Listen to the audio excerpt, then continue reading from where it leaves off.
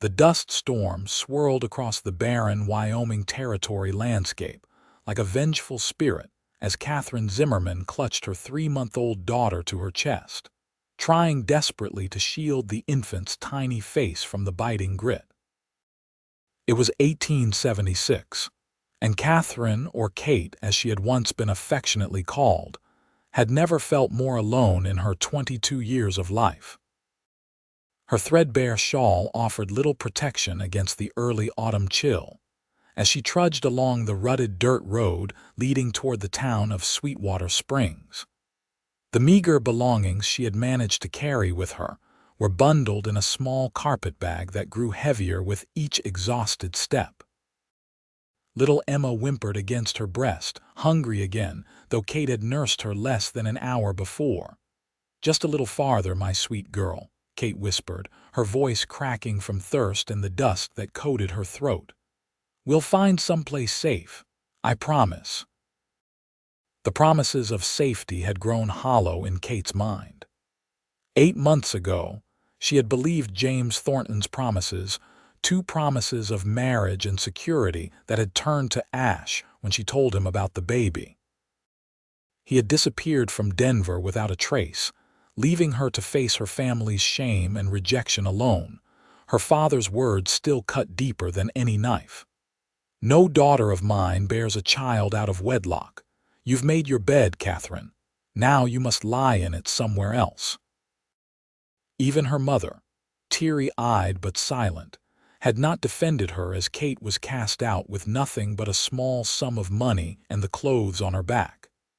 That money had sustained her through her confinement in a charity home for unwed mothers, but it had run out shortly after Emma's birth.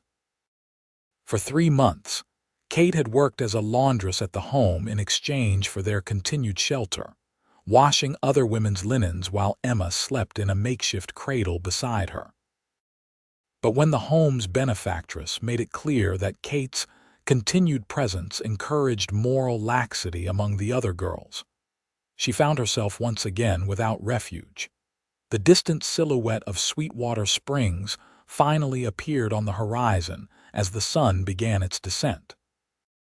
The town wasn't large, but it seemed substantial enough that Kate hoped to find work perhaps as a seamstress, a skill her mother had insisted she learn, or as a domestic servant if nothing else was available. What she couldn't find was another position that would accept a woman with an infant. The last 3 towns she had passed through had made that abundantly clear. No boarding house would rent to her without a husband, and no respectable business would hire a single mother. What kind of woman travels alone with a baby and no husband? One boarding house owner had asked, looking her up and down with undisguised contempt. "Not the kind I want under my roof." As Kate approached the town's edge, the storm finally began to abate. The fading daylight revealed a typical frontier settlement, a main street lined with wooden buildings, some boasting false fronts that gave the impression of grandeur where none existed. A general store, a saloon, a small hotel, and various other businesses comprised the heart of Sweetwater Springs. Kate paused at the edge of town, gathering her courage. Emma had fallen into an uneasy sleep, her tiny face still flushed from crying earlier. Kate's stomach cramped with hunger. She had eaten the last of her bread that morning, saving a small chunk of dried apple for later in case Emma needed her to maintain her milk. She spotted the church first, a white clapboard building with a modest steeple. Churches had provided temporary sanctuary before, though the kindness of clergy often came with lectures about her sinful state that Kate could recite by heart at this point. With no better options, she headed toward the church, hoping at minimum for a corner to rest in before facing the task of seeking employment in the morning. As she approached, she noticed a man hammering at the church steps, replacing what appeared to be a rotted board. He was tall and broad-shouldered, his skin bronzed by the sun.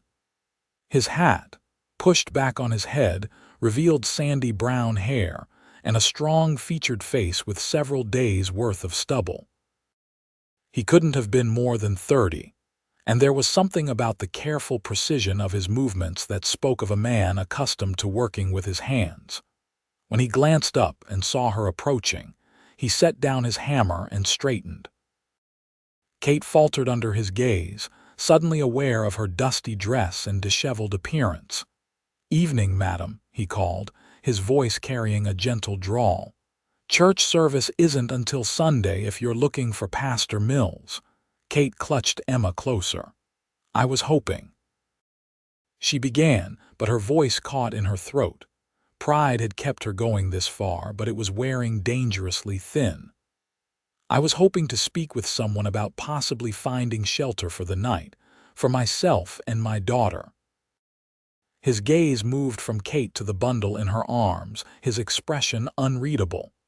"Pastor's gone to visit his sister in Cheyenne," the man said, stepping down from the stairs. "Won't be back until next week." Kate's heart sank. "I see, thank you anyway." She turned to leave, unsure where to go next. "Wait," the man called, causing her to pause. "Name's Daniel Whitaker.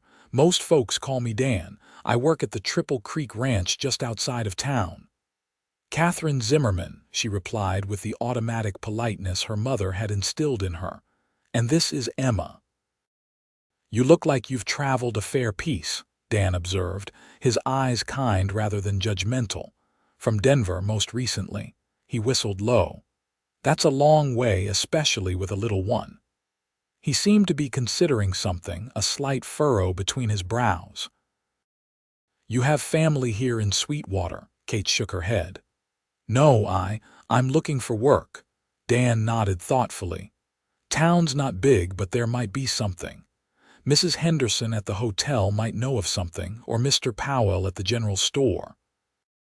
"Thank you," Kate said, relief washing through her at his matter-of-fact tone. No questions about a husband, no disapproving looks. As if on cue, Emma stirred and began to fuss. Kate tried to soothe her, but the baby's cries grew more insistent. "She's hungry," Kate explained, embarrassment heating her cheeks. "And I should find somewhere to feed her." Dan glanced toward the saloon across the street, where raucous laughter could already be heard despite the early hour. His jaw tightened slightly. "Mrs. Henderson's a good woman," he said firmly. "But she runs a tight place, and most rooms are taken by the railroad surveyors in town." He hesitated, then seemed to come to a decision. "My boss's wife, Mrs. Callahan, she might be able to help. Triple Creek's always looking for extra hands, especially with the big cattle drive coming up." Kate's heart leaped with hope, then just as quickly sank. "I don't think a ranch would have much use for me. I don't know anything about cattle." Dan's mouth quirked in a half-smile. "Ranch needs all sorts of work done. Cooking, cleaning, mending. And Mrs. Callahan's getting on in years. Been saying she needs help around the main house." "But—" Kate glanced down at Emma, who was now crying in earnest. "Most employers don't want to hire a woman with a baby." Dan's expression softened as he looked at the infant. "Triple Creek ain't most places. Mrs. Callahan raised 5 children of her own. Always says a house needs a baby's laughter to make it home." It sounded too good to be true, and Kate had learned to be wary of kindness that came without strings attached. But Emma's cries were growing louder, and she had nowhere else to go. "How far is this ranch?" she asked cautiously. "About 3 miles west," Dan replied, then glanced at the darkening sky. "But it'll be full dark soon.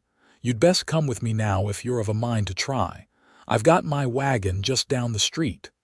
Kate hesitated, weighing her options. Going alone with a strange man to a remote ranch could be dangerous.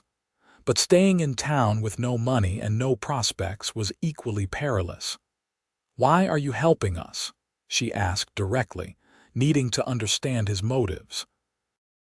Dan looked momentarily taken aback by her directness, then a shadow passed across his face. "My sister found herself in a similar way some years back. Folks weren't kind to her. He paused, his jaw tightening. No one helped her when she needed it most. I swore if I ever saw someone in the same position, I wouldn't look the other way. The simple honesty in his voice convinced Kate more than any elaborate explanation could have. She nodded slowly. "Thank you, Mr. Whitaker. We would be grateful for a ride to Triple Creek." "Dan," he corrected with a slight smile. "Just Dan is fine." He led her down the street to where a sturdy wagon was hitched outside the general store. After helping her climb onto the bench seat, he went inside briefly, returning with a canteen and a small package wrapped in paper. "Water," he explained, handing her the canteen. "And some hard cheese. Figured you might be hungry." Kate's eyes stung with unexpected tears at the small kindness. "Thank you," she managed, taking a grateful drink before offering the water to Emma, who had calmed somewhat but still fussed. Dan climbed up beside her and clicked to the horses, turning the wagon westward out of town. As they left Sweetwater Springs behind, Kate couldn't help wondering if she was making a terrible mistake or finding her salvation. The silence between them wasn't uncomfortable, but Kate felt she owed him some explanation. "I should tell you about our situation." "No need," Dan said quietly. "Your business is your own, Miss Zimmerman." "Kate," she offered, "and I'd rather you know the truth than hear gossip later." She took a deep breath. "I'm not a widow, as you might have guessed. Emma's father. He left when he learned I was with child. My family disowned me." Dan kept his eyes on the road, his profile illuminated by the last rays of sunlight. "Happens more than it should," he said simply. "Doesn't make you any less deserving of a chance." His words, spoken without judgment or pity, loosened something tight in Kate's chest. For the first time in months, she felt a flicker of hope that perhaps there might be a place for her and Emma after all. The Triple Creek Ranch appeared first as pinpricks of light in the gathering darkness, then gradually took shape as a collection of buildings nestled in a shallow valley where three creeks indeed converged. The main house was larger than Kate had expected, a two-story structure built of sturdy logs with a wide porch wrapping around the front. As they approached, a woman emerged onto the porch, holding a lantern aloft. She was stout and gray-haired, with the weathered face of someone who had spent decades under the western sun. "You're late, Daniel," she called as the wagon pulled to a stop. "Supper's near cold." "Sorry, Mrs. Callahan," Dan replied, jumping down and coming around to help Kate. "I brought a visitor." The woman raised her lantern higher, her sharp eyes taking in Kate and the baby. For a terrible moment, Kate feared she would be sent away, but then Mrs. Callahan's expression softened. "Well, bring them inside before you all catch your death," she said briskly. "Night's getting chilly." Dan helped Kate down from the wagon, steadying her when her legs wobbled after the long journey. He gathered her carpet bag and led the way onto the porch. "Mrs. Callahan, this is Kate Zimmerman and her daughter Emma," Dan introduced them. "They're looking for work. I thought you might have something suitable." Mrs. Callahan scrutinized Kate for a long moment before her gaze settled on Emma. "How old is she?" "3 months," Kate answered, steeling herself for rejection. To her surprise, Mrs. Callahan nodded. "Sturdy-looking child." "You feeding her well enough?" "Yes, madam, when I can." Something in Mrs. Callahan's eyes softened further. "Come inside, girl. Let's get some food in you both." The interior of the ranch house was warm and well-appointed, with solid wooden furniture and colorful rag rugs covering the plank floors. A large stone fireplace dominated one wall of the main room, and the aroma of beef stew and fresh bread made Kate's stomach clench with hunger. An older man sat at the head of a long dining table, a newspaper spread before him. He looked up as they entered, his bushy eyebrows rising in question. "Thomas, this is Kate Zimmerman and her baby," Mrs. Callahan explained. Daniel brought them. Girl needs work. Mr. Callahan Thomas studied Kate with the same directness his wife had shown. We don't typically hire women with infants, he said, his tone matter-of-fact rather than unkind. Kate's heart began to sink, but before she could speak, Mrs. Callahan placed her hands on her ample hips. Nonsense, Thomas. I've been saying for months I need help with the house since Martha married and moved to Laramie. My knees aren't what they used to be for scrubbing floors and hanging laundry. And the child? Mr. Callahan asked, glancing at Emma. Babies sleep most of the time at that age, Mrs. Callahan declared, as if the matter were settled. And when they don't, they can be in a basket nearby. Didn't I raise 5 children while still keeping this house in order? Mr. Callahan sighed, but there was a fondness in his expression as he looked at his wife. As you say, Margaret, he turned to Kate. Can you cook, clean, mend? Yes, sir, Kate answered quickly. I'm a good seamstress and I know how to keep a house in order. I'm not afraid of hard work. He nodded slowly. We can offer room and board plus $12 a month. That's more than fair for a woman with a child in tow. It was more than fair, it was miraculous. Kate had expected to be offered half that amount, if anything at all. Thank you, sir, she said, her voice trembling slightly with relief. I won't disappoint you. See that you don't, he replied, but there was no malice in his tone. Daniel will show you to the small cabin out back. Used to be the foreman's quarters before we built the new bunkhouse. It's simple but should suit you and the child fine. My own cabin. Kate couldn't keep the surprise from her voice. She had expected, at best, a corner in the attic. Mrs. Callahan nodded. A woman needs her privacy, especially with a child. Now sit down and eat something before you fall over. You look half-starved. Dan, who had remained quietly by the door during this exchange, stepped forward. I'll take her things to the cabin and get a fire started. As he took her carpet bag and left, Kate found herself guided to the table by Mrs.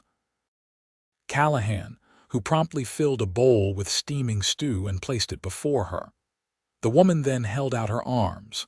Let me take the little one while you eat, she offered. Been a while since I've held a baby. Hesitantly, Kate transferred Emma to Mrs. Callahan's capable hands. To her amazement, Emma settled immediately against the older woman's shoulder, her fussing quieting to soft coos. She likes you, Kate said, surprised. Mrs. Callahan smiled, the expression transforming her stern face. Babies know who they can trust. Now eat, child. Can't feed her if you don't feed yourself first. Kate didn't need to be told twice. The stew was the most delicious thing she'd tasted in months, rich with beef and vegetables, and the bread was still warm from the oven. She ate carefully at first, not wanting to appear greedy, but Mrs. Callahan kept encouraging her until she had cleaned her bowl and accepted a second helping.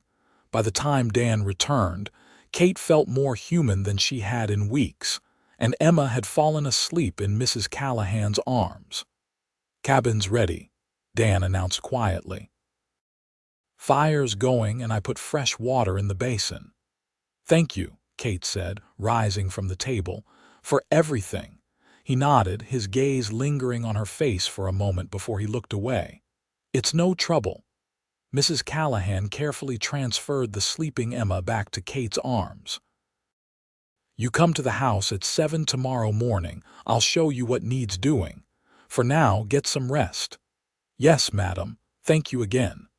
Dan led her outside, carrying a lantern to light their way. The night air was cool and crisp, filled with the sounds of crickets and the distant lowing of cattle. The small cabin was set about 50 yards from the main house, a solid structure with a stone chimney from which smoke now curled. It's not fancy, Dan said as he opened the door for her. But it's sound. No leaks and the fireplace draws well. The cabin was indeed simple, just one room with a small iron bed, a table with 2 chairs, a rocking chair by the fire, and a chest of drawers. But it was clean, and someone had recently laid down fresh straw-stuffed mattresses on the bed. A small crate lined with what looked like a folded quilt had been placed beside it, creating a makeshift cradle for Emma. Mr. Jenkins, he was our foreman before he retired last spring. He and his wife left some furnishings, Dan explained, lighting a lamp on the table. Mrs. Callahan added the rocker, said every woman with a baby needs a rocking chair. Kate felt tears welling in her eyes at the unexpected kindness. I don't know how to thank you all, she said softly. Dan shifted uncomfortably, as men often did in the face of female emotion. No need for thanks. Just doing what's right. He moved toward the door. I'd best let you get settled. Like Mrs. Callahan said, she'll expect you at the house at 7. Mr. Whitaker, Dan, Kate said before he could leave. Why did you really help us? The truth, please. He paused, his hand on the doorframe, and for a moment Kate thought he wouldn't answer. When he finally spoke, his voice was low and tinged with an old pain. My sister died, he said simply. Her and her baby both. No one would take her in when she needed it most. I wasn't there when it happened, was working a cattle drive-up in Montana. By the time I got her letter asking for help, it was too late. He glanced back at Kate, his eyes holding hers. I couldn't help her, but I could help you. Before Kate could respond, he nodded once and slipped out the door, closing it gently behind him. Kate stood in the middle of the small cabin, Emma sleeping peacefully in her arms, and felt something she hadn't experienced in many months: safety. It was temporary, perhaps, and conditional on her work proving satisfactory. But for tonight at least, they had shelter, food, and the prospect of honest employment. She laid Emma in the makeshift cradle, tucking the quilt gently around her tiny form. Then she sank down onto the edge of the bed, finally allowing herself to release the tears she had been holding back for so long, tears not of despair this time, but of cautious relief. Tomorrow would bring new challenges, but for now, they had found a haven. And perhaps, if fortune continued to favor them, they might even find a home. The rooster's crow jolted Kate awake at dawn. For a disorienting moment, she didn't recognize her surroundings, but then the events of the previous day came rushing back. She sat up quickly, looking first to the crate beside her bed where Emma still slept peacefully. The fire had died down to embers overnight, and the cabin was chilly. Kate slipped out of bed, wincing as her bare feet touched the cold wooden floor. She quickly rekindled the fire, adding small pieces of kindling and then larger logs from the stack beside the hearth. As the flames caught and began to spread warmth through the cabin, Kate took stock of her situation. She had exactly 2 dresses to her name, the dusty, travel-worn one she had arrived in, and a slightly better one packed in her carpet bag. Neither was ideal for domestic work, but she had no choice. She washed quickly using the basin of water Dan had provided, grateful that it hadn't completely cooled overnight. After changing into her second dress and pinning her hair into a neat bun, she felt more presentable, if not exactly fresh. Emma woke as Kate was finishing her preparations, her tiny face scrunching up before letting out a hungry cry. Kate sat in the rocking chair to feed her, savoring the quiet moment and the novel sensation of not needing to rush. We're going to be all right here, Emma, she whispered to her daughter. At least for a while, these seem like good people. After Emma had been fed, changed, and bundled snugly, Kate made her way toward the main house. The morning was crisp but clear, promising a beautiful autumn day. The Triple Creek Ranch looked even more impressive in daylight, a sprawling operation with several corrals, a large barn, a bunkhouse, and various outbuildings spread across the valley. Men were already at work, moving between the barn and the corrals, their voices carrying on the morning air. A few glanced curiously in Kate's direction, but most simply nodded politely and continued their tasks. Mrs. Callahan was waiting on the back porch of the main house, her gray hair already neatly pinned beneath a white cap, her sleeves rolled up for work. "Good morning," she greeted briskly. "Sleep well?" "Yes, madam, thank you," Kate replied. "The cabin is very comfortable." Mrs. Callahan nodded, pleased. "Might need some homey touches, but that'll come with time." She glanced at Emma. "Baby seems content enough." "She is. Thank you again for taking us in, Mrs. Callahan."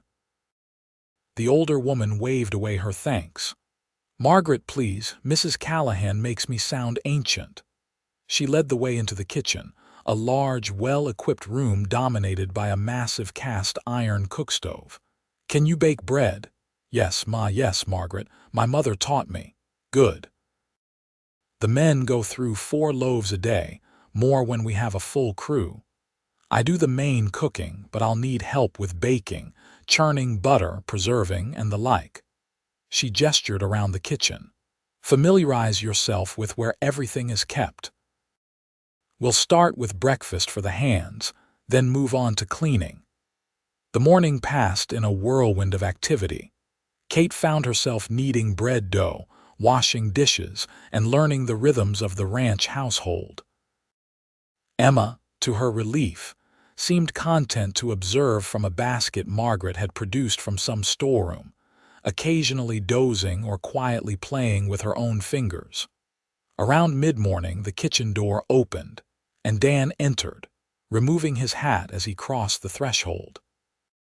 He paused momentarily when he saw Kate up to her elbows in bread dough. "Morning," he said, nodding to both women. "Boss wants to know if there's coffee left." "Just made a fresh pot," Margaret replied, gesturing toward the stove. "Take him a cup and one for yourself if you've a mind to." Dan filled 2 mugs with the steaming brew. "You settling in all right?" he asked Kate, his voice casual but his eyes watchful. "Yes, thank you," she answered. "Everyone has been very kind." He seemed about to say something else when Emma let out a happy gurgle from her basket. Dan's attention immediately shifted to the baby, and to Kate's surprise, a slow smile spread across his face. "Morning to you too, little miss," he said, crouching down to peer at Emma. "Seems she's taking to ranch life just fine." Emma responded with a toothless grin and a waving of tiny fists that made both adults chuckle.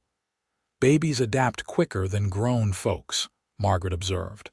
"They don't fret about what was or what might be, just take each moment as it comes." "Wisdom in that," Dan said, straightening up. He lifted the 2 coffee cups. "Better get these to the boss before they cool." With a final nod to Kate, he left as quietly as he had come. Margaret watched him go with a speculative expression that made Kate uncomfortable, though she couldn't have explained why. "Daniel's a good man," Margaret said after a moment. "Been with us 5 years now. Thomas says he's the best horse trainer in 3 territories." "He mentioned he had a sister," Kate ventured, curious about the man who had so unexpectedly changed their fortunes. Margaret's face sobered. "Sad business, that. His sister Abigail got in trouble with a traveling salesman who promised marriage and delivered nothing but heartache. Dan was away working when she passed childbirth fever, from what I understand. The baby didn't survive either." Kate's hands stilled in the dough. "How terrible," she murmured, thinking of Emma and how close they had come to dire straits. "It changed him," Margaret continued, measuring coffee beans for the next pot. "He was always quiet, but there's a sadness in him now. Blames himself for not being there when she needed him, though what he could have done, I don't know." Kate resumed her kneading, pressing harder into the dough. "Some burdens are too heavy to bear alone," she said softly. Thinking of her own journey, Margaret gave her a shrewd look. "Seems you'd know something about that." Kate didn't reply, focusing instead on shaping the dough into loaves. After a moment, Margaret continued in a gentler tone. "Well, "You've found a place where you needn't bear everything alone, at least for now. Triple Creek takes care of its own."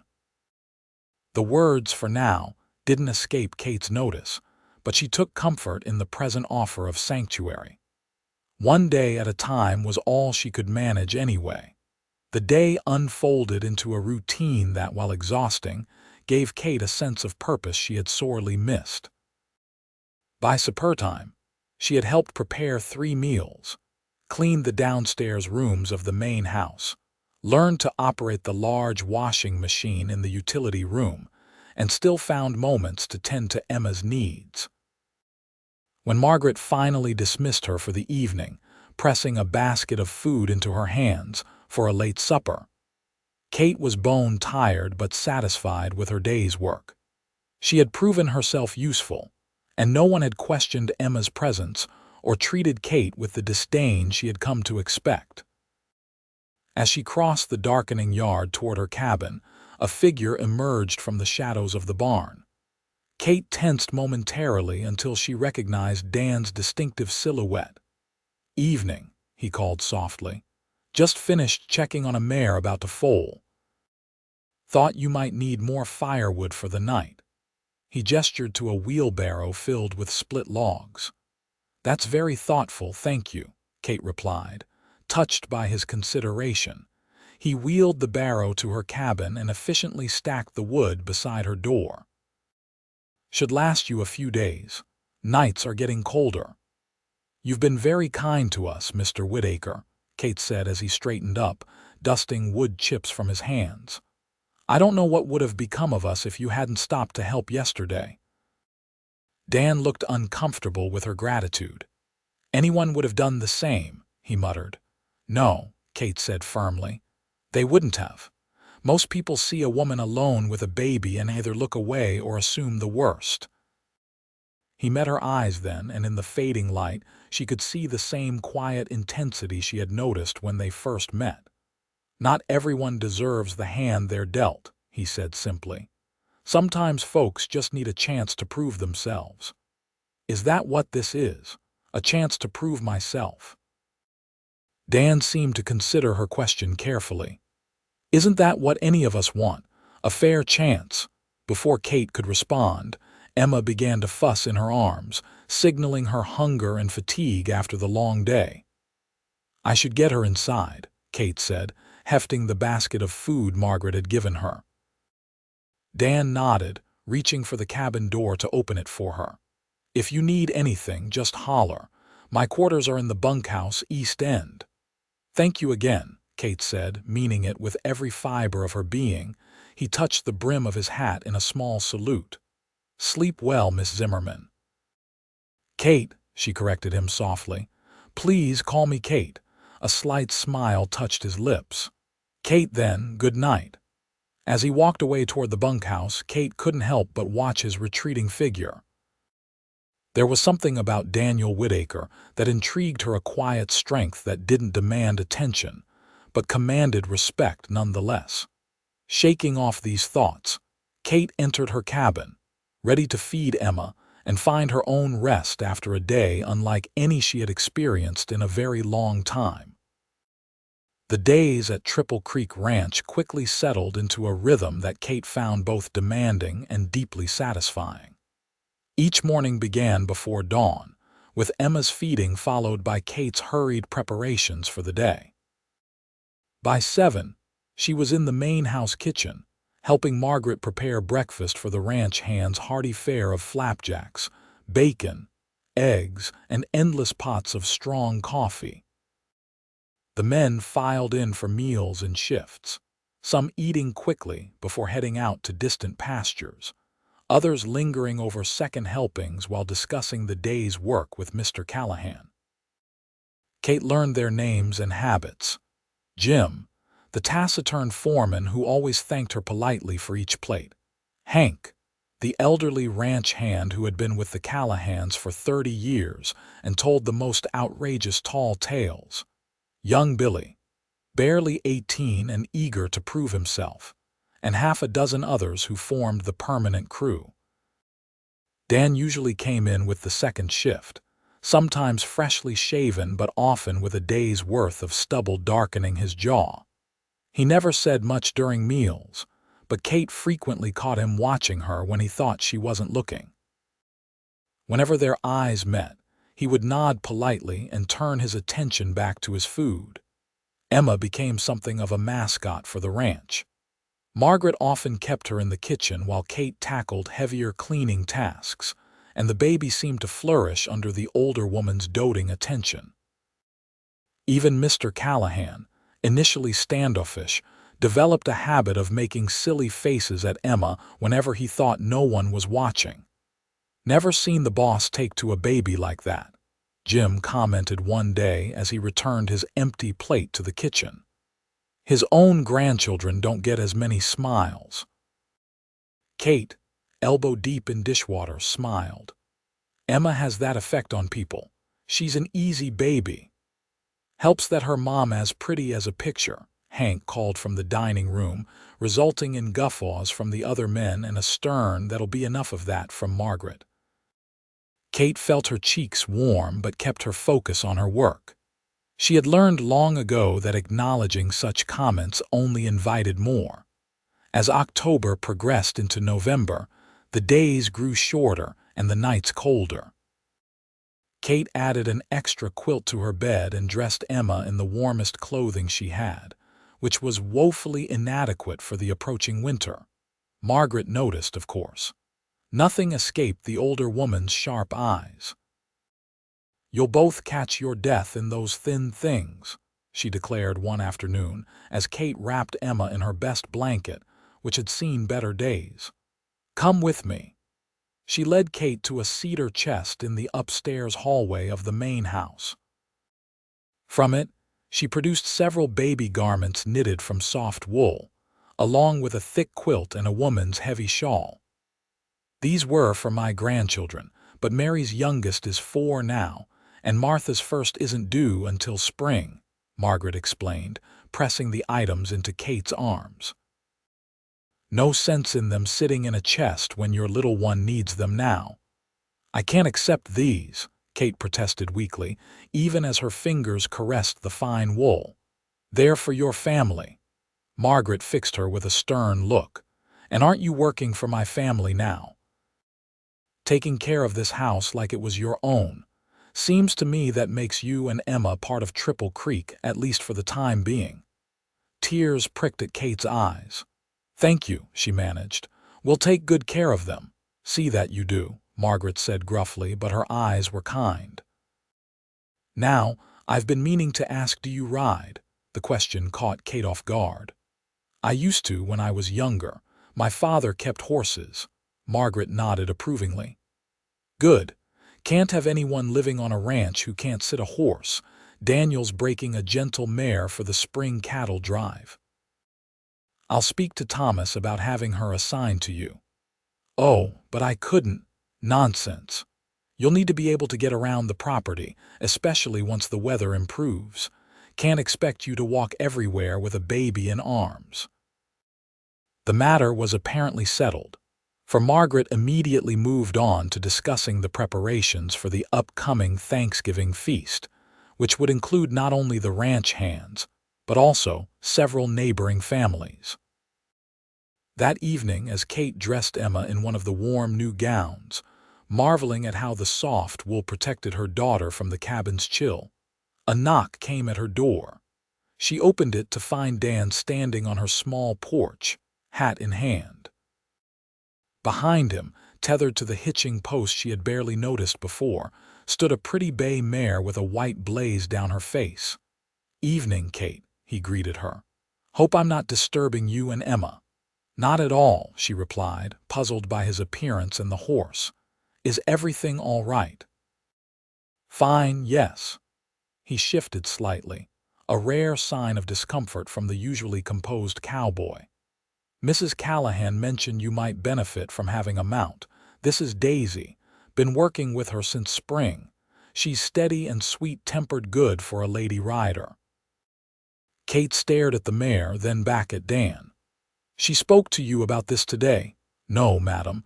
Been planning to offer for a while now, Mrs. Callahan just gave me the push I needed." He patted the mare's neck affectionately. "Thought you might like to take her for a short ride tomorrow after your morning duties. Get reacquainted with being in the saddle." The offer was unexpected but deeply welcome.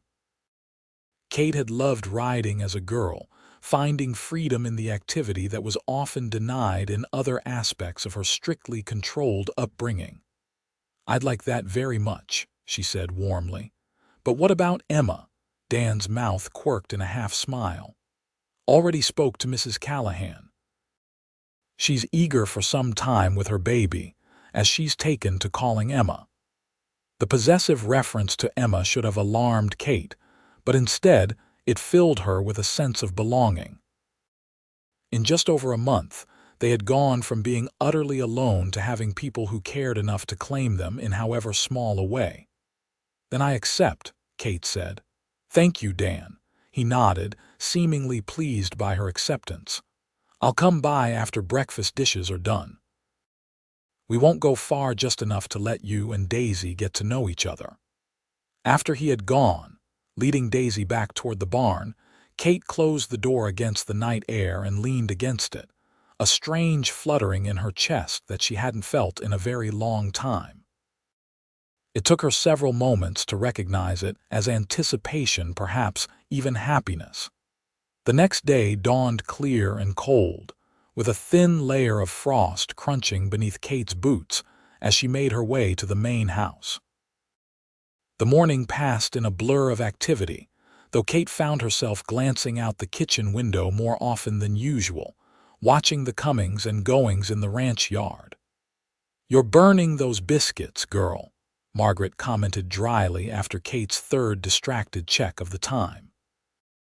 "Daniel will still be there when your work is done." Kate flushed, mortified at being so transparent. "I'm sorry, I'll focus better." Margaret's expression softened. "No need to apologize. It's good to see you looking forward to something. You've been carrying the weight of the world since you arrived." She expertly removed the biscuits from the oven, not burned after all, just deeply golden. "Go on now. Emma's already napping in my sitting room, and those dishes can wait until you return." With grateful thanks, Kate hurried to change into her second dress, which was more suitable for riding than her work clothes. She had just finished pinning her hair more securely when a knock announced Dan's arrival. He stood on her porch in his usual attire: denim pants, flannel shirt, leather vest, and well-worn boots, but he had shaved, she noticed, and his hair was neatly combed beneath his hat. "Ready?" he asked, offering his arm in a gesture that seemed both old-fashioned and perfectly natural coming from him. Kate nodded, suddenly shy. "It's been a while since I've ridden. I may be a bit rusty." "Daisy won't mind," Dan assured her, leading her toward the corral where the mare waited, already saddled with what Kate recognized as a lady's side saddle. "She's patient with beginners." "I never rode side saddle," Kate admitted. "My father thought it impractical for country living." Dan's eyebrows rose slightly, but he immediately moved to adjust the stirrups on a standard saddle hanging nearby. "Even better. Safer to ride astride anyway, though some might consider it improper." "I think we're well past concerns of propriety," Kate said dryly, glancing down at her simple dress that clearly wasn't designed for fashionable riding. A small smile tugged at Dan's lips. "Reckon you're right about that." He helped her mount, his hand strong and steady at her waist as he lifted her into the saddle. Kate settled herself, finding the familiar position both strange and comforting after so long away from horses. Daisy stood perfectly still, her ears flicking occasionally but otherwise showing no concern for her new rider. Dan checked the cinch one final time before mounting his own horse, a tall buckskin gelding that pranced sideways with obvious energy. "This is Thunder," Dan introduced his mount. "Not as well-mannered as your Daisy, but he gets the job done." "My Daisy," Kate echoed, surprised by the possessive. Dan adjusted his hat, not quite meeting her eyes. That's the other reason I wanted to speak with you. Mr. Callahan agreed that you should have your own mount. Daisy's yours now if you want her. Kate's hands tightened on the reins in shock. Mine. But I can't possibly afford, consider it part of your wages, Dan interrupted. Every ranch hand gets a horse. You're working here same as the rest of us. The gesture overwhelmed her. A horse of her own meant mobility, independence, things Kate had feared were permanently lost to her. I don't know what to say, she managed finally. Thank you seems inadequate. Then don't say anything, Dan replied simply. Just enjoy the ride. They set off at a walk, Dan leading the way toward a trail that wound up into the foothills beyond the ranch buildings. Kate quickly found her old confidence returning as Daisy responded to the lightest touch of the reins and pressure of her legs. You ride well, Dan observed after they had gone a mile or so, like you were born to it. My mother hated that I preferred the stables to the parlor, Kate said, smiling at the memory. She was determined to raise a proper lady, but my father indulged my love of horses. Her smile faded. Until I disappointed them both. Dan was quiet for a moment, guiding Thunder around a rocky outcropping before responding. Seems to me a parent's love shouldn't depend on a child never making mistakes. It wasn't just a mistake, Kate said softly. It was a disgrace in their eyes. My father is a banker in Denver, very concerned with his standing in society. An unwed daughter with child. She trailed off, the pain still fresh despite the months that had passed.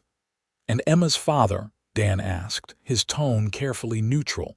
Kate gave a bitter laugh. James Thornton, son of my father's business partner. He was charming, handsome, and full of promises. When I told him about the baby, he said he needed time to make arrangements for us.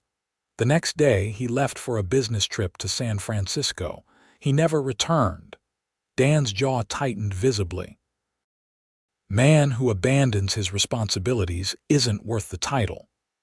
They rode in silence for a while, climbing higher into the hills until they reached a flat clearing that offered a spectacular view of the ranch below and the distant mountains beyond.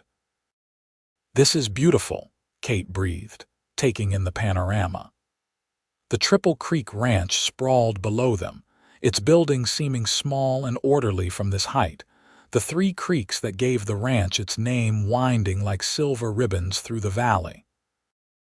It's my favorite spot, Dan admitted, dismounting and coming to help Kate down from Daisy. Good place to think.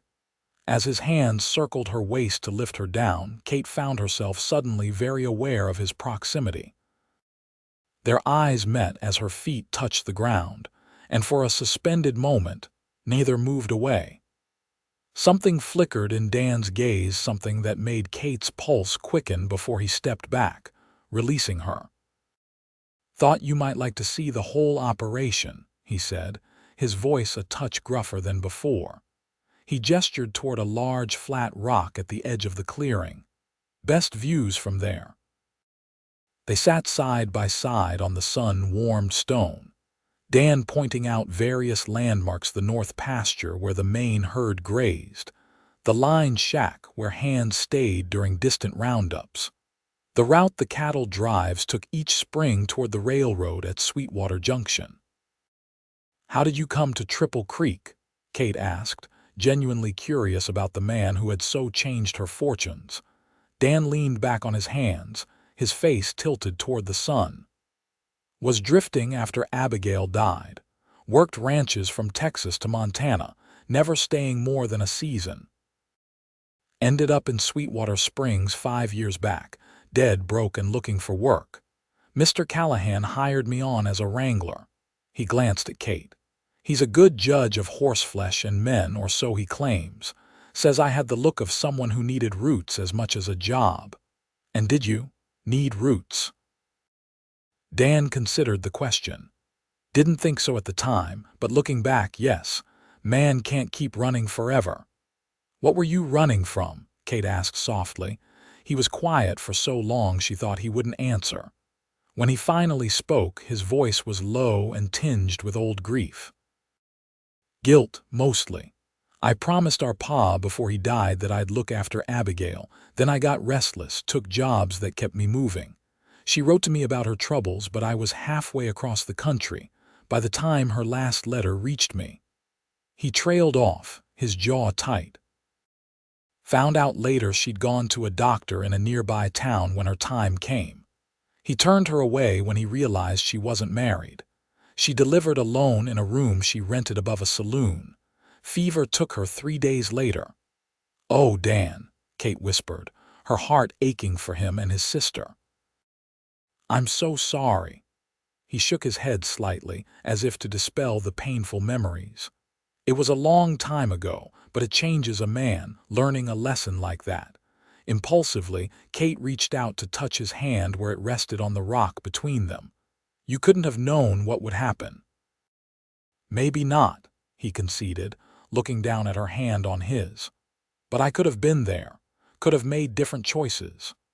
They sat in silence for a moment, the weight of shared confidences creating a different kind of intimacy between them.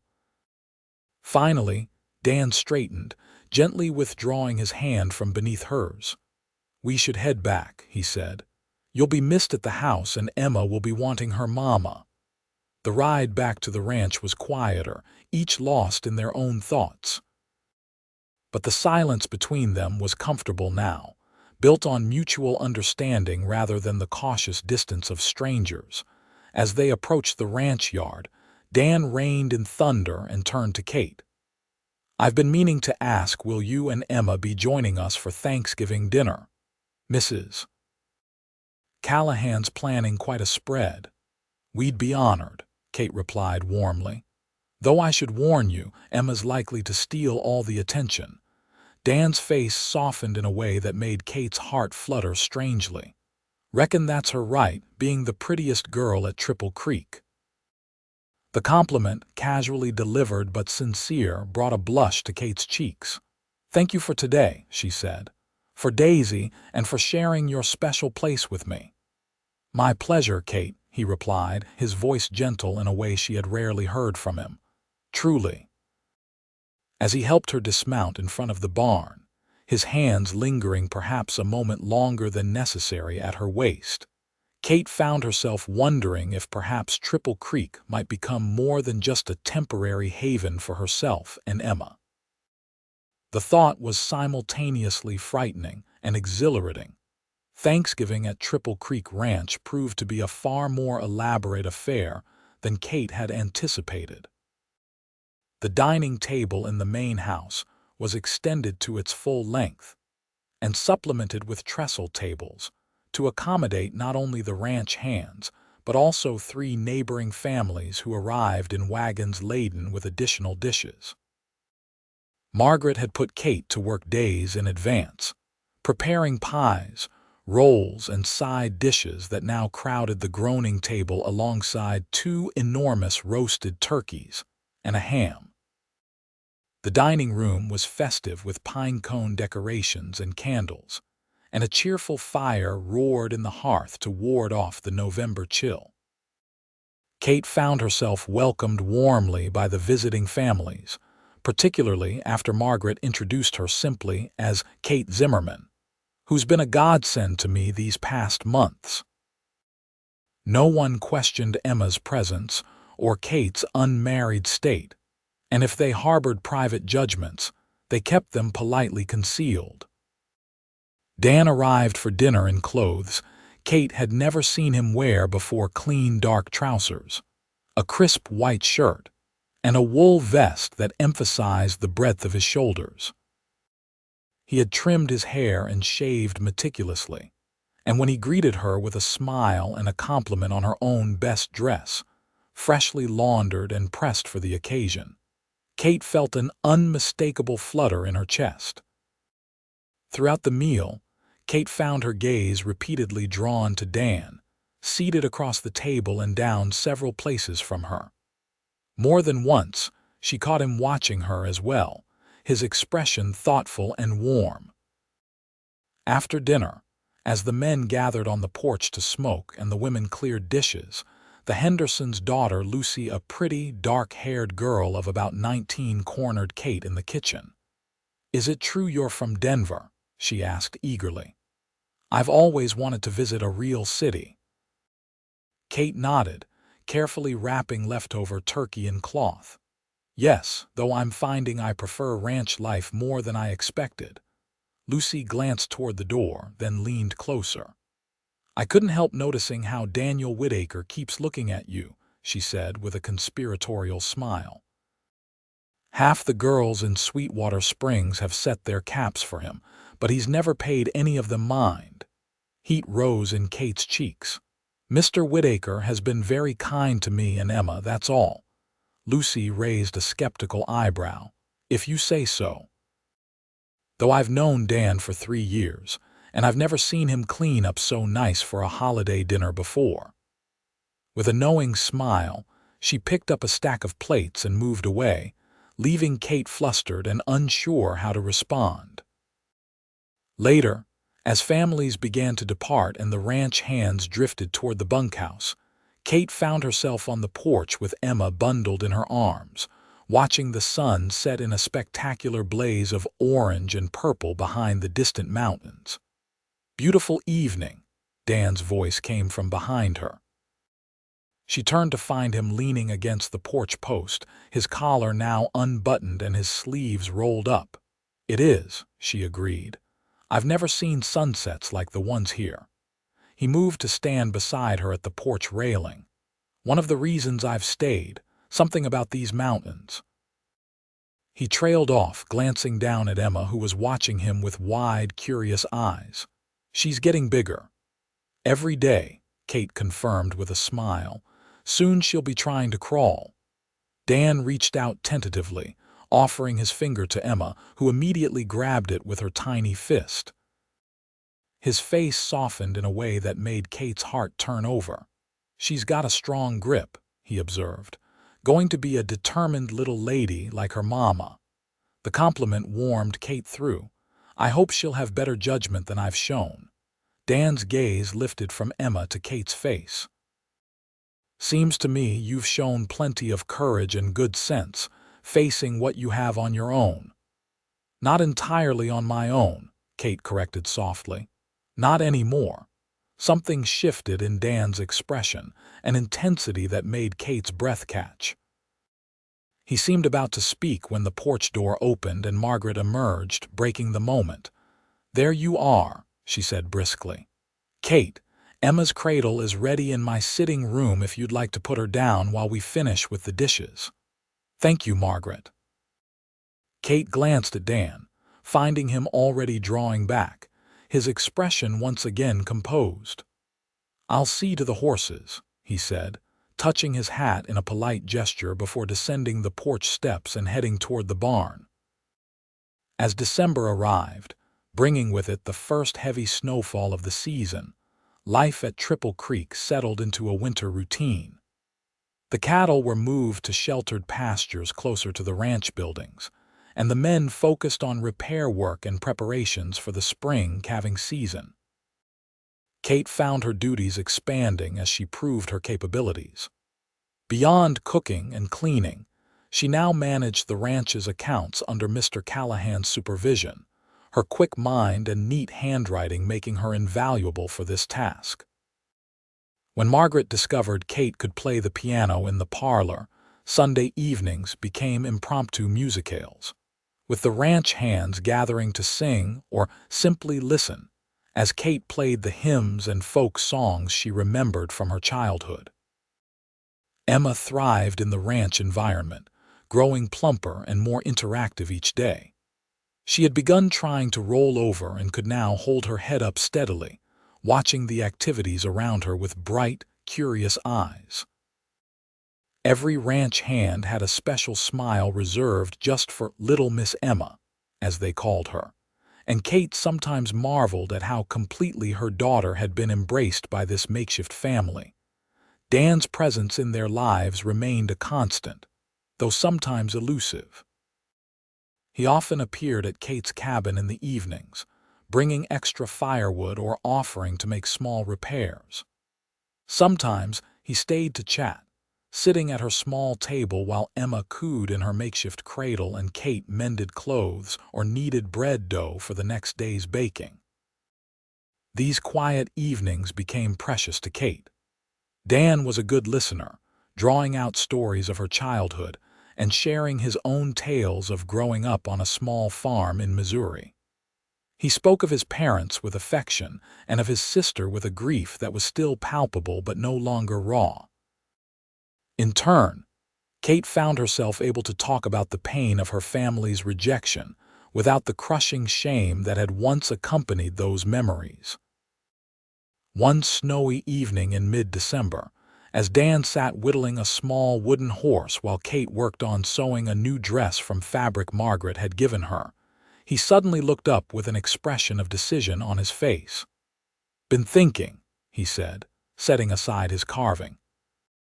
"Christmas is coming and Sweetwater Springs has a town celebration every year. Dance, supper, that sort of thing. I wondered if you might like to attend. With me," he added, the last words coming out in a rush, Kate's hands stilled on her sewing. "A dance," she repeated, both flattered and alarmed. "I'm not sure that would be appropriate, given my situation." Dan's brow furrowed slightly. "You mean Emma? We could ask Mrs. Callahan to watch her for the evening. She's offered before." "Not just Emma," Kate said quietly. "My status. An unwed mother isn't generally welcome at respectable gatherings." Understanding dawned in Dan's eyes, followed by something that looked remarkably like anger. "Anyone in Sweetwater Springs has a problem with you attending, they'll answer to me," he said firmly. "Besides, most folks just know you as the lady who works at Triple Creek. Your personal business isn't town gossip." Kate wasn't so sure about that small towns had ways of learning everyone's secrets, but Dan's protective declaration warmed her nonetheless. "It's been a long time since I attended a dance," she said, allowing herself to consider the possibility. "I'm not sure I remember the steps." A smile broke across Dan's face, transforming his usually serious features. "Riding a horse isn't the only thing that comes back to you," he said. "Like to see you there, Kate, like to dance with you." The simple honesty of his statement dispelled her hesitation. "Then yes," she said, "I'd be honored to attend with you." His smile widened, and he returned to his whittling with an air of satisfaction that made Kate hide a smile of her own behind her sewing. The week before Christmas brought a flurry of preparations at Triple Creek. The main house was decorated with pine boughs and red ribbons, and Margaret enlisted Kate's help in baking dozens of cookies and preparing gifts for the ranch hands, new pairs of warm socks, knitted mufflers, and small useful items like pocket knives or tobacco pouches. Kate spent her precious free hours sewing a new dress for the dance, using a pattern Margaret had found in an old Godey's Ladies book and adapting it to the green wool fabric that brought out the color of her eyes. It was the first truly pretty thing she had made for herself since Emma's birth, and as she worked on the final details, a bit of lace at the collar and cuffs that she had carefully unpicked from her old Sunday dress, she allowed herself to feel a spark of the girlish excitement that had once accompanied preparations for social events. The night of the dance arrived clear and cold, with stars glittering like diamonds in the black sky and the snow crunching underfoot. Dan came to escort Kate in the ranch's best buggy, which had been cleaned and polished for the occasion. When Kate opened her cabin door, a hush fell between them. Dan stared at her as if seeing her for the first time, the green dress enhancing her slender figure, her auburn hair arranged in soft curls instead of its usual practical bun, a touch of rose salve bringing color to her lips. "You look beautiful," he said finally, his voice rough with sincerity. Kate felt herself blush under his gaze. "Thank you," she replied softly. "You're quite handsome yourself." And he was in his dark suit and white shirt, his sandy hair neatly combed, his face freshly shaven. Emma was already at the main house with Margaret, who had shooed Kate away with instructions to enjoy every minute, and don't hurry back before midnight. As Dan helped Kate into the buggy and tucked a heavy blanket around her legs to ward off the cold, she felt a sense of anticipation that had nothing to do with the dance itself, and everything to do with the man beside her. Sweetwater Springs was transformed for the holidays. Lanterns hung from the awnings of every business, and the town hall was ablaze with light and music. As Dan helped Kate down from the buggy, she could hear the fiddles playing a lively reel inside. "Ready?" he asked, offering his arm. Kate took a deep breath and slipped her gloved hand through his elbow. "Ready." The town hall was crowded with what seemed like every resident of Sweetwater Springs and the surrounding ranches. A space had been cleared in the center for dancing, and tables along the walls groaned with food brought by the townspeople. Kate recognized some faces from Thanksgiving at Triple Creek, and many others nodded politely as Dan led her through the crowd. To Kate's relief, she was introduced simply as Miss Zimmerman from Triple Creek Ranch, with no mention of Emma or her circumstances. If there were curious glances or whispers, they were largely drowned out by the music and general merriment of the gathering. Dan proved to be an excellent dancer, leading Kate through waltzes and reels with a natural grace that belied his usual taciturn cowboy demeanor. Kate found herself laughing more than she had in years as they twirled around the floor, her initial self-consciousness fading under the joy of movement and music. During a break between dances, as they stood by the punch bowl catching their breath, the town's mayor approached them, a portly man with a jovial expression. "Daniel Whitaker, good to see you participating for once instead of holding up the wall," he boomed, clapping Dan on the shoulder. "And this must be the young lady everyone's talking about from Triple Creek. Delighted to meet you, Miss Zimmerman." Kate tensed slightly at the phrase "everyone's talking about," but the mayor's next words reassured her. "Margaret Callahan tells me you're a marvel with accounts. We could use someone with your skills at the bank. Old Jenkins is retiring come spring, and his penmanship is getting so poor I can barely read the ledgers anymore."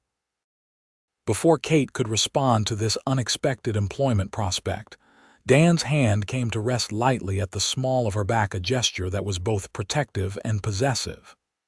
"Miss Zimmerman's position at Triple Creek keeps her plenty busy, Mayor," he said, his tone pleasant but firm. "Though I'm sure she appreciates the compliment to her abilities."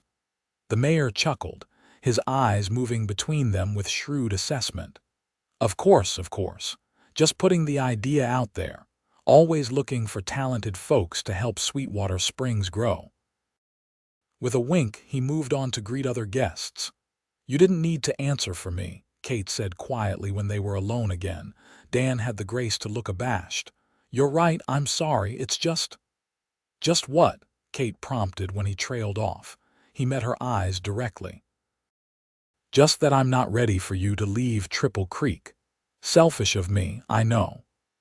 The simple honesty of his statement stole Kate's breath. Before she could formulate a response, the band struck up a slow waltz, and Dan held out his hand in silent invitation. This dance was different from the others. Dan held her closer, his hand warm against her back, and they moved together as if they had been dancing partners for years rather than hours. Kate was acutely aware of his nearness, the clean scent of soap and pine that clung to him, the way his eyes rarely left her face. "I'm not planning to leave," she said finally, her voice barely audible above the music. "Triple Creek has become home, for Emma and for me." Something in Dan's expression softened. "Glad to hear it," he said simply. As the evening progressed, Kate noticed occasional curious glances and whispered conversations that stopped when she approached. Despite Dan's assurances, it seemed her story or some version of it was known to at least some of the townspeople. But to her surprise and relief, no one treated her with the open disdain she had come to expect. Perhaps it was the protection of the Triple Creek name, or perhaps Dan's obvious regard for her served as a shield against the worst of the gossip. Whatever the reason, Kate found herself enjoying the evening more than she had dared to hope. By the time they left the dance, just before midnight as promised to Margaret, her cheeks were flushed with happiness and exertion. The drive back to the ranch was peaceful, the night silent except for the jingle of the harness and the creak of the buggy wheels on the packed snow. Dan kept the horse at a leisurely pace, seeming in no hurry to end their evening together. "Thank you," Kate said after they had traveled some distance in companionable silence, "for convincing me to attend. It was wonderful." Dan glanced at her, his profile strong in the moonlight. "Thank you for coming with me. Been a long time since I enjoyed a social gathering that much." They lapsed into silence again until the lights of Triple Creek appeared in the distance. Dan cleared his throat, his hands tightening slightly on the reins. "Been meaning to speak with you about something," he said, his voice carefully even. "Thought tonight might be the right time." Kate's heart began to beat faster. "Oh, what is it?" Dan guided the buggy off the main track toward a small rise that offered a view of the snow-covered ranch below, the windows of the main house still glowing with lamplight despite the late hour. He set the brake and turned to face Kate, his expression serious in the moonlight. "Known you just over 3 months now," he began, his usually confident voice tinged with nervousness. "Not a long time by some measures, but long enough to know my own mind." Kate held very still, hardly daring to breathe as he continued. "I care for you, Kate, more than I expected to care for anyone again after Abigail died. And I care for Emma too. That little girl has wrapped herself around my heart something fierce." He took a deep breath, reaching across the space between them to take her gloved hand in his. "I'm not a wealthy man. Got my wages, some savings, and a small piece of land Mr. Callahan deeded to me last year when I helped save the herd during that bad blizzard. Not much to offer a woman, but it's all honestly earned." "Dan," Kate whispered, her voice catching on his name. He squeezed her hand gently. "Let me finish, or I might lose my nerve." His smile flashed briefly in the darkness before his expression grew serious again. "What I'm trying to say is, I'd be honored if you'd consider becoming my wife. I'd provide for you and Emma, give her my name, raise her as my own. Build us a home on that piece of land if that's what you want. Or we could stay at Triple Creek. Mr. Callahan's already hinted he'd like me to take over as foreman when Jim retires next year." Kate stared at him, overwhelmed by the proposal and the future it offered, a future she had stopped believing was possible for herself and Emma. "You don't have to answer now," Dan added hastily when she remained silent. "I know it's sudden and you might need time to—" "Yes," Kate interrupted, her voice stronger now. "Yes, Dan, I'll marry you." He blinked, as if not quite believing what he'd heard. "You will." Kate's laugh was soft and full of wonder. "Did you really think I'd say no? You've been my salvation, mine and Emma's. You took us in when no one else would, gave us a home, treated Emma like she was precious instead of a burden." She squeezed his hand. "But that's not why I'm accepting. I'm accepting because I've grown to care for you too.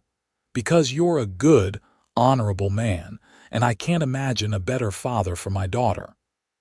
Dan's face broke into a smile of such genuine joy that Kate felt her heart might burst from happiness. Without speaking, he leaned across the space between them and kissed her gently at first, then with growing confidence as Kate responded, her free hand coming up to rest against his cheek. When they finally parted, Both a little breathless, Dan rested his forehead against hers. "Been wanting to do that for a while now," he admitted. "I'm glad you finally did," Kate replied, smiling. They drove the rest of the way to the ranch in a glow of shared happiness, making plans for their future together. Dan would speak to the minister about performing the ceremony after Christmas, and Kate would begin preparations for making the foreman's cabin larger than her current one into a home for the three of them. When they reached Kate's cabin, Dan helped her down from the buggy, holding her perhaps a moment longer than necessary. "I'll go with you to get Emma," he offered. "It's late for you to walk to the main house alone." "Thank you," Kate said, slipping her hand into his with a newfound sense of rightness. Together they walked toward the warm lights of the Callahan house, no longer employer and employee, but a couple planning a shared future. Margaret was waiting for them in her sitting room, Emma sound asleep in the cradle beside her chair. The older woman took one look at their joined hands and clasped faces and broke into a knowing smile. "About time," she said simply. "Thomas and I were beginning to wonder if we'd need to lock you two in the root cellar to make you see sense." Dan laughed softly, rubbing the back of his neck with his free hand. "No need for that, Mrs. Callahan. I've asked Kate to marry me and she said yes." "Best Christmas gift you could give each other," Margaret declared, rising to embrace Kate warmly. "And the best news this old ranch has had in years. Thomas will be pleased he's had his eye on you for foreman since you first broke that unbreakable stallion last spring." As Dan gathered the sleeping Emma, carefully bundling her against the cold night air, Kate felt a surge of gratitude so intense it brought tears to her eyes. 3 months ago, she had arrived at Triple Creek desperate and alone, with nothing but her baby and the clothes on her back. Now she stood in the warm circle of Margaret's embrace, with a man who loved both her and her daughter waiting to take them home. "Thank you," she whispered to Margaret, "for everything." The older woman patted her cheek affectionately. "No thanks needed, child. You've brought life back to this place and to that solemn cowboy of yours. That's gift enough for me." Christmas at Triple Creek was a joyous affair, made more festive by the news of Dan and Kate's engagement. Mr. Callahan announced the upcoming wedding during Christmas dinner, raising a toast to the couple that was enthusiastically joined by all the ranch hands. Dan had moved his few possessions into the foreman's cabin, which they would share after the wedding, and spent his free hours making improvements to the space in preparation for his new family. The wedding took place on New Year's Day, a date chosen for its symbolism of fresh beginnings. The ranch hands had decorated the main house with evergreen boughs and the last of the Christmas ribbons, and Mrs. Callahan had baked a 3-tier cake adorned with sugar flowers. Kate wore a dress of deep blue velvet, a gift from Margaret, who had ordered it specially from Denver. Emma, now nearly 6 months old, was dressed in a gown made from one of Kate's old dresses, expertly altered by her mother's loving hands. The ceremony itself was simple but deeply moving. Pastor Mills spoke of new beginnings and the beauty of a family formed not just by blood but by love and choice. When Dan recited his vows, promising to cherish both Kate and Emma for all his days, his voice was steady and sure. Kate, in turn, pledged her love and loyalty to the man who had opened not just his arms but his heart to her and her daughter. As Dan slipped a simple gold band onto her finger, purchased with his carefully saved wages, Kate felt the final pieces of her broken life fitting back together into something new and beautiful. "I now pronounce you husband and wife," Pastor Mills declared to the gathered crowd of ranch hands and neighbors. "Daniel, you may kiss your bride." Dan cupped Kate's face gently in his calloused hands and kissed her with a tenderness that spoke of all the love and promise their future held. The small gathering erupted in cheers and applause, with Emma adding her own happy babble from Margaret's arms. The celebration continued well into the evening, with music and dancing and more food than even the hungry ranch hands could consume.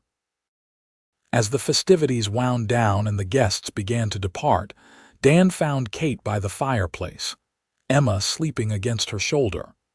"Ready to go home, Mrs. Whitaker?" he asked softly, the new name bringing a smile to both their faces. "More than ready," Kate replied, leaning into his embrace as he slipped an arm around her waist. They said their good nights to the Callahans and made their way across the snowy yard to the foreman's cabin, their cabin now.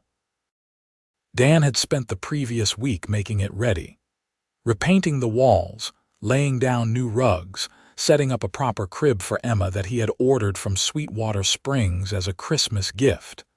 As they reached the door, Dan paused, turning to Kate with a smile. "Tradition says I should carry you across the threshold." Before Kate could respond, he had scooped both her and Emma into his arms, making them both laugh as he carefully navigated the doorway and set them down in the warm interior. A fire crackled in the hearth, and the lamps had been lit, casting a golden glow over their new home. While Kate put Emma to bed in her new crib, Dan stoked the fire and hung their coats on the pegs by the door. When she returned from the small room that was now Emma's nursery, she found him standing in the middle of the cabin, watching her with an expression of wonder. "Happy?" he asked simply. Kate crossed to him, sliding her arms around his waist and resting her head against his chest, where she could hear the steady beat of his heart. "Happier than I ever thought possible," she answered truthfully. "When Emma and I arrived here, I had lost faith that anyone would ever see past our circumstances to give us a chance. You didn't just give us a chance, Dan. You gave us a home, a family." Dan's arms tightened around her, his chin resting on the top of her head. "You gave me the same," he said quietly. "Was just existing before you came, going through the motions. Now I've got something to live for again." Kate looked up at him, her heart full to bursting with love for this man who had rescued her in every way a person could be rescued. "I love you, Daniel Whitaker." His smile was tender as he bent to kiss her. "And I love you, Katherine Whitaker, you and that beautiful daughter of ours." "Ours," Kate repeated, the word sweet on her tongue. "She is ours now, isn't she?" "Has been since the moment I first saw her," Dan admitted. "Just took me a while to find the courage to claim you both." As the fire crackled and the winter winds blew outside their snug cabin, Kate and Dan began their life together, not as two broken souls seeking refuge, but as a family bound by choice and love, stronger for the journey that had brought them together. 5 years later, the Whitaker family stood on the porch of their new 2-story home, built on the piece of land that had been Dan's wedding gift to Kate. The house wasn't large by some standards, but it was solid and well constructed, with enough rooms for their growing family. Emma, now 5.5, held the hand of her 3-year-old brother Thomas, named for Mr. Callahan, who had become like a grandfather to the children. Kate balanced their newest addition, 2-month-old Margaret, in her arms as Dan surveyed their homestead with pride. The years had been kind to them. Dan had indeed become foreman of Triple Creek, earning a reputation throughout the territory as a fair boss and skilled rancher. Kate had gradually taken over more of the ranch's business affairs, her keen mind for figures making her an invaluable partner to both Dan and the aging Callahans. Emma, with her auburn curls and quick smile, showed no sign of missing the father who had abandoned her before birth. As far as she was concerned, Dan was her papa, the man who had taught her to ride her first pony, who read to her every night before bed, who looked at her with the same pride and love he showed toward his biological children. "What do you think, Mrs. Whitaker?" Dan asked, his arm sliding around Kate's waist. "Worth the wait." Kate leaned into him, looking out over their property, the barn and corrals Dan had built himself, the vegetable garden she had planted, the small orchard that would someday provide fruit for their table, and beyond it all, the rolling grasslands that would eventually support their own herd of cattle. "More than worth it," she answered truthfully, "though I'd have been happy anywhere as long as we were together." Dan pressed a kiss to her temple, then bent to lift Thomas, who had been tugging at his pants leg for attention. "What do you think, partner? Should we show Mama the surprise?" The little boy nodded eagerly, his brown eyes so like his father's, sparkling with excitement. "What surprise?" Kate asked, raising an eyebrow. "Come and see," Emma said, taking her mother's free hand and pulling her toward the barn. "Papa's been working on it all week." Inside the cool shadows of the barn, Dan led them to a stall where a familiar bay mare stood beside a wobbly-legged foal. "Daisy had her baby," Emma announced proudly, "and Papa says she's going to be my very own horse when she's big enough." Kate's heart swelled as she watched her daughter's face light up with joy. Daisy, the gentle mare who had carried Kate on her first ride with Dan, who had been part of their journey from the beginning, had produced a beautiful filly with a white star on her forehead, a perfect match for the spirited little girl who had already named her Star. "She's beautiful," Kate said, reaching out to stroke the foal's soft muzzle. "And she'll be a fine mount for you someday, Emma." Dan set Thomas down carefully, keeping a watchful eye as the boy approached the stall with appropriate caution. "Thought it fitting," he said to Kate. "Daisy brought us together in a way. Seems right her foal should be Emma's first real horse." As they stood there in the barn, their children's excited whispers blending with the soft nickering of the horses, Kate felt a profound sense of completion. The journey that had begun in desperation on a dusty road to Sweetwater Springs had led her here to a love she had never expected to find. A family forged by choice rather than just blood, and a future bright with promise. "I never properly thanked you," she said softly to Dan when the children had moved on to check the new litter of barn kittens in the hay loft. "For what?" he asked, genuinely puzzled. "For opening your arms to us that day. For seeing value in a woman and her baby when everyone else saw only shame."